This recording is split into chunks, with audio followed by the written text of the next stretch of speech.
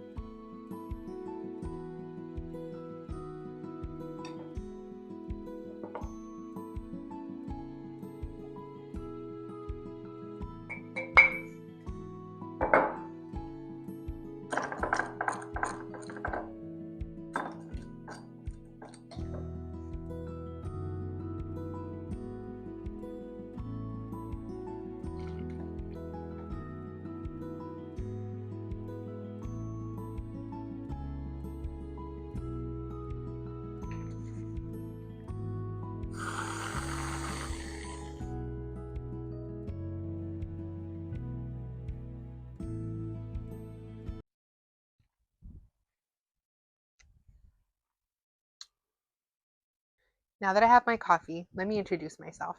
My name is Jackie and I'm a licensed mental health therapist, bridging the gap between thoughts, emotions, habits, environment, and lifestyle.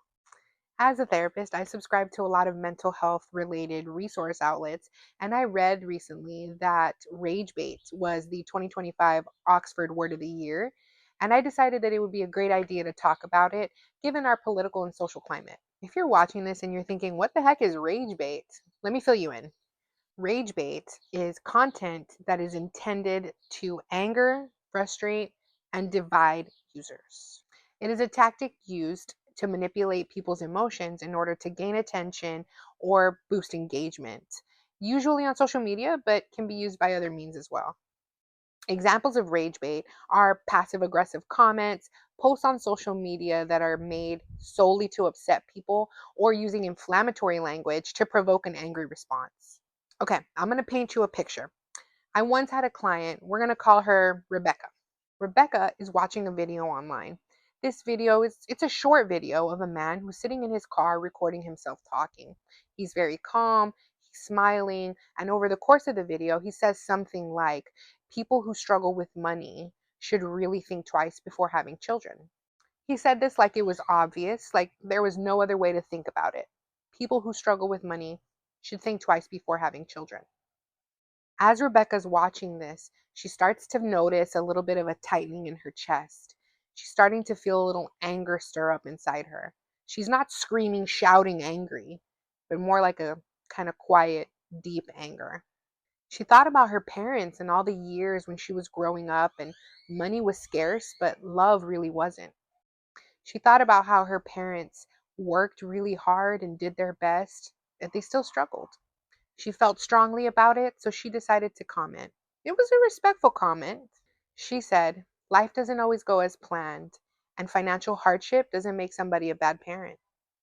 The man who filmed the video responded to Rebecca pretty quickly. He said, "Sounds like someone's taking this personally." After he commented, other people started to join in. Strangers who didn't know Rebecca at all were commenting, calling her emotional, telling her to calm down, and saying that she's too sensitive. Rebecca kept commenting, trying to explain herself, but the comments just kept getting worse. As Rebecca was telling me this, we started looking at the comments and we noticed something. We noticed that the man in the video was only responding to certain comments. He wasn't responding to the thoughtful, kind comments. He was responding to the angry comments. He was responding to the ones kind of like Rebecca's that were hurt or expressing a strong emotion or reaction of some kind. Each time that someone responded strongly like Rebecca, more and more people commented. That's when we noticed that Rebecca's response to this content wasn't a mistake. It was the goal. He wasn't trying to make a point. He was trying to cause a reaction. This is rage bait. If you're asking yourself, why would people do that? That's really mean or that's really rude. I'm going to tell you why. Just like Rebecca's story just demonstrated, People who engage in rage baiting quickly learn that stirring up conflict draws attention to their platform and also gives them a sense of control over the people that are watching their content. The fact is that negative attention is still attention and it's still going to draw an audience. Rage baiting can also be used to distract and deflect from productive dialogue about important issues. If they're able to get a rise out of you, now the conversation has been redirected and it gives them an easy out. Also, and most unfortunately, some people just get a kick out of watching drama unfold. They like watching people lose their cool.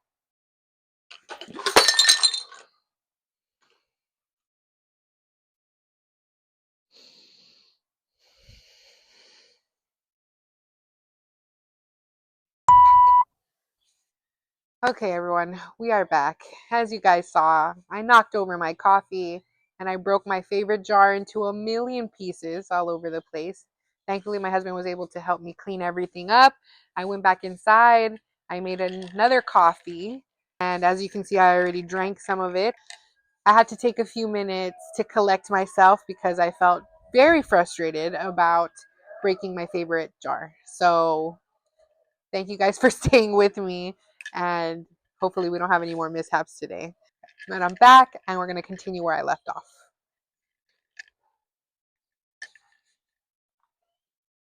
Now we know what rage bait is and why people use it, but I want to switch gears to how rage bait can affect you and teach you some easy skills to help you self-regulate. When we feel angry, frustrated, or provoked, our brain can interpret these emotions as threatening, and this can trigger a stress response. Your body releases stress hormones, and this can cause a quick physiological response, such as elevated heart rate, shallow breathing. Like our friend Rebecca, this can cause chest tightening, elevated blood pressure, and a whole host of other responses from your body. Along with these immediate responses, there are also a different set of long term responses that can happen with long term or chronic stress and anger. Having constant emotional activation can lead to other things such as anxiety, depression, or lack of focus. Now, I want to share all of this information with you because knowledge is power. I want you to know that there are strategies you can use to help you prevent emotional responses like our friend Rebecca in the story and help you protect your mental and physical health. Here are 3 steps that you can take to help reduce emotional reactions. 1. Pay attention to what sets you off. If watching the news tends to upset you, adjust what you watch. If talking to a very specific person upsets you because this person is very combative or negative or complains a lot, adjust who you spend your time with. This may seem like common sense or common knowledge, but a lot of times we as human beings fail to see patterns when they affect us directly. So take notice of what upsets you. 2. Develop your emotional regulation skills. Oftentimes, we practice our emotional regulation skills when we are in a bad mood or not feeling great, but using them when you are also feeling good is a very good way to strengthen these skills. 3. Take a break. Creating space between yourself and whatever it is that is upsetting you is a very good way to regulate your emotions. This break gives you the time that you need to be able to calm down and decide whether or not it's worth responding or reacting to. Lastly, I'm going to teach you guys a really easy emotional regulation technique that you can use almost immediately. There is no learning curve and there is very, very little memorization involved.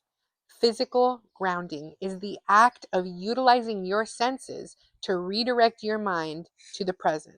Here are 5 super easy physical grounding methods that you can use right after this video.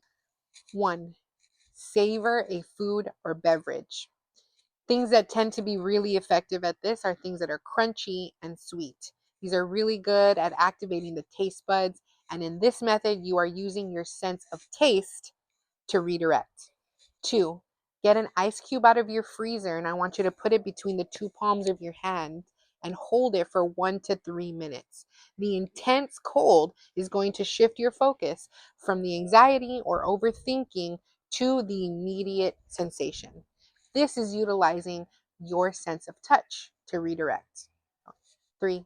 Smell something pleasant or something that elicits a fond memory to you, like a candle or maybe a sprig of fresh herbs if you have some.